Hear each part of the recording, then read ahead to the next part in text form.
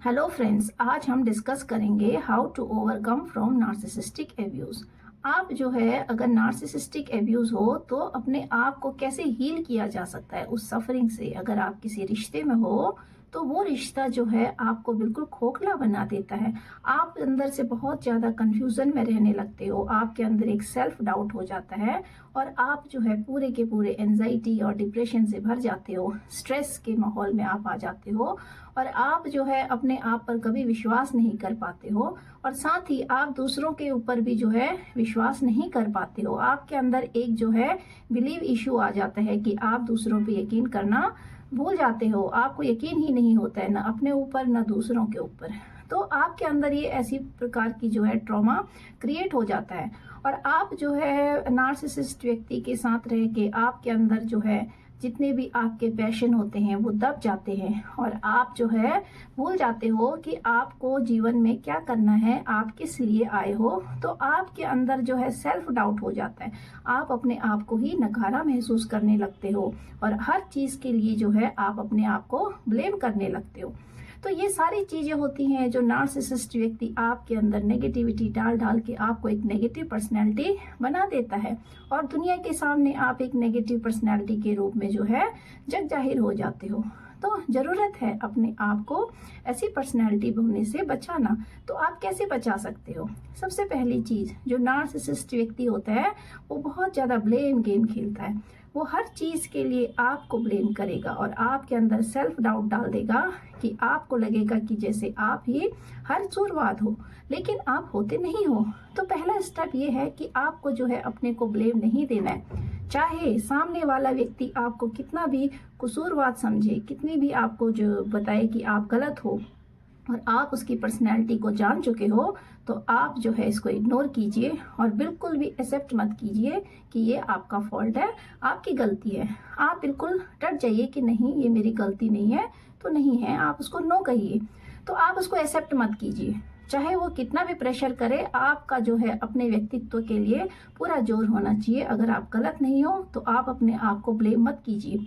दूसरा, जब आप दूसरों की चीजों को एक्सेप्ट करने लगते हो तो आपके अंदर एक एंजाइटी की स्टेज आ जाता है, आपके अंदर एक डिप्रेशन का स्टेज आ जाता है और आपको हमेशा लगता है कि जैसे आप गलत हो, आपने बहुत गलत कर दिया और आप जो है कसूरवार हो। तो वो जो ब्लेम गेम आपको डाला जाता है आपके ऊपर, उसके वजह से आप सोच सोच के अपने आप में परेशान रहते हो।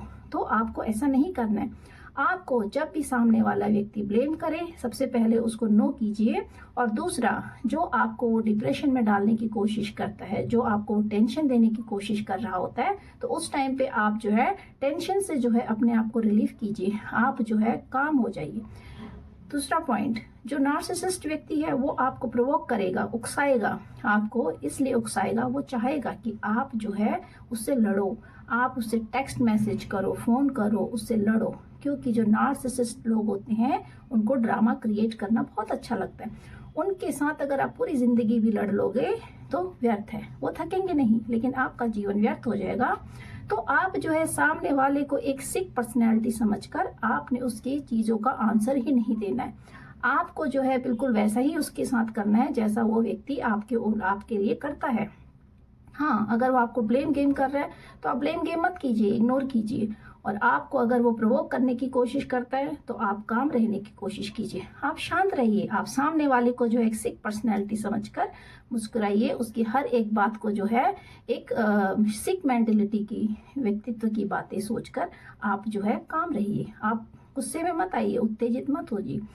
तीसरा पॉइंट, जब भी नार्सिसिस्ट व्यक्ति जो होता है वो पहले तो आपको छोड़ेगा नहीं, 24 घंटे अपनी सर्विस में लगाए रखता है। परंतु जब कभी भी नार्सिसिस्ट व्यक्ति आपके जीवन में नहीं है, आपके पास साथ उपस्थित नहीं है, तो उस समय आप जो है उस टाइम को अपने लिए यूज कीजिए, आप मेडिटेशन कीजिए। क्योंकि जो आपका दिमाग का स्तर होता है, वो मेंटल स्तर जो होता है वो बहुत डाउन चले जाता है और जब हम मेंटली फिट नहीं होते हैं, जब हम मेंटली डिस्टर्ब हो जाते हैं, तो हमारा जो शारीरिक विकास है वो भी डिस्टर्ब हो जाता है। तो सबसे पहले ज़रूरत है कि आप जो है मेडिटेशन कीजिए। अपने टाइम को जो है ऐसा निकालिए कि जिसमें आप मेडिटेशन कर सकें। और नार्सिसिस्ट व्यक्ति अगर आपकी लाइफ में है तो आप जो है उसके सामने भी कीजिए, कोई दिक्कत नहीं है, क्योंकि ये आपका अपनी ज़रूरत है, ये आपकी एक पार्ट ऑफ लाइफ है। ये डेली आप पार्ट के रूटीन होना चाहिए कि आप जो है मेडिटेशन करें, आप जो है एक्सरसाइज करें, जिससे कि आप मेंटली एंड फिजिकली फिट हो सके। जब तक आप मेंटली एंड फिजिकली फिट नहीं होगे, नार्सिसिस्ट व्यक्ति जो है आपको फिट नहीं रहने देगा, वो आपको सिक बना देगा, फिजिकली भी एंड मेंटली भी। तो आपकी ये कोशिश होनी चाहिए कि जितना वो आपको मेंटली सिक बनाने की कोशिश कर रहा है, उतना ही आप जो है मेडिटेशन में जाइए, उतना ही आप अपने आप को जो है अपलिफ्ट कीजिए। जितना वो आपको फिजिकली टॉर्चर करने की कोशिश करता है, तो जहाँ पे आपको फिजिकल टॉर्चर, डोमेस्टिक वायलेंस होता है, वहाँ आपको स्ट्रिक्टली जो है एक्शन लेना चाहिए, उसको सहना नहीं चाहिए। क्योंकि दूसरे पर हाथ उठाने की जो प्रक्रिया होती है, अगर एक बार अगर उठ जाए व्यक्ति का हाथ तो वो रुकता नहीं है, वो लाइफ टाइम हो जाता है। तो पहली बार जब आप पर कोई हाथ उठा रहा होता है, उसी टाइम उसको स्टॉप कीजिए, क्योंकि ये जो है आपके हित में सही नहीं है।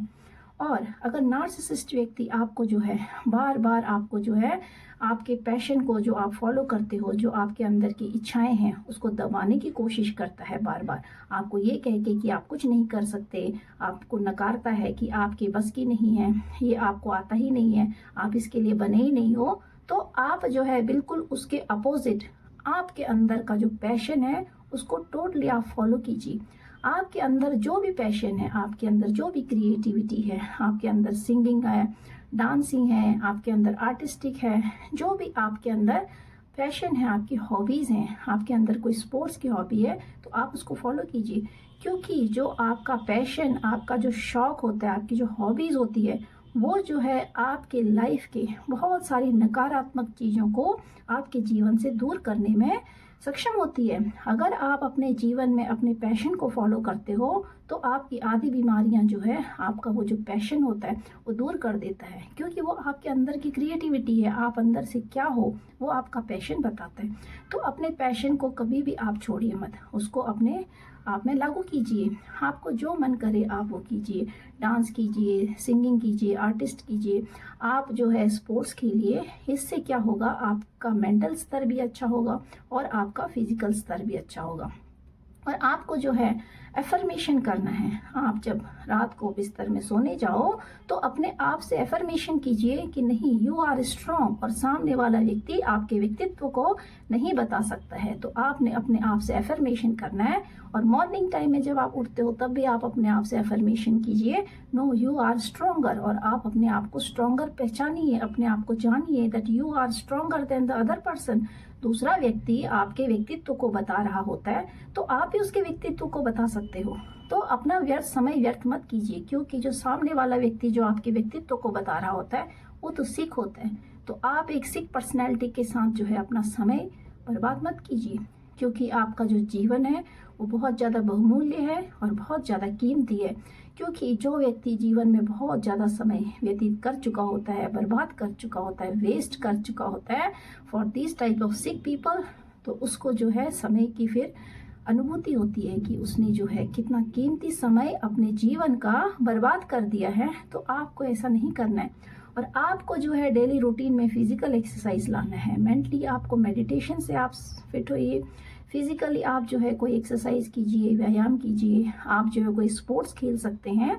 और जो गाने होते हैं, जो सॉन्ग्स होते हैं, जो डांस होता है, ये जो है ऐसी क्रिएटिविटी होती है कि आपके अंदर की ऊर्जा को और बढ़ा देती है और आपके अंदर एक खुशी का जो होता है एक आवागमन होता है। जब आप गाने सुनते हो, जब आप डांस करते हो, जब आप खेलते हो, जब आप पेंटिंग करते हो, तो ये सारी चीज़ें आपके अंदर एक खुशी के रसायन को क्रिएट करती हैं और आपका दिमाग अंदर से खुश होने लगता है, तो आपका शरीर भी खुश होने लगता है।